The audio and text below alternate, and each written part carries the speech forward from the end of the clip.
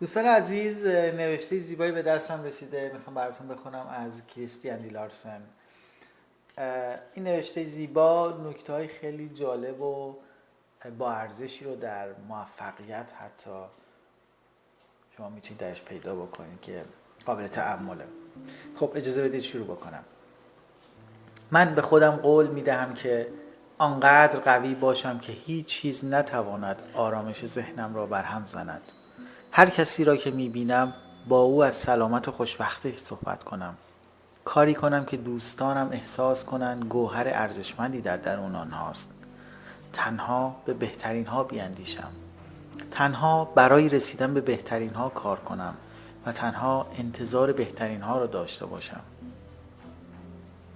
درست به همان اندازه که مشتاق موفقیت خود هستم، مشتاق موفقیت دیگران نیز باشم. اشتباهات گذشته را فراموش کنم و تمرکزم را روی دستاوردهای بزرگ آینده بگذارم. همیشه سیمایی بشاش داشته باشم و به هر آفریده‌ای زنده‌ای که می‌بینم لبخند بزنم. آنقدر روی رشد خود وقت بگذارم که دیگر وقتی برای انتقاد از دیگران نداشته باشم. آنقدر آزاده باشم که فرصتی به نگرانی، آنقدر بلند نظر که فرصتی به خشم، آنقدر قوی که فرصتی به ترس و آنقدر خوشبخت که فرصتی به بدبختی ندهم.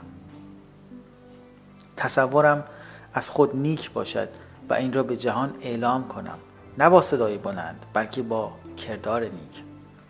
با این اعتقاد زندگی کنم که کل جهان طرف من است، مادامی که به آن بهترینی که در وجودم است وفادار بمانم. کریستیان دی لارسن.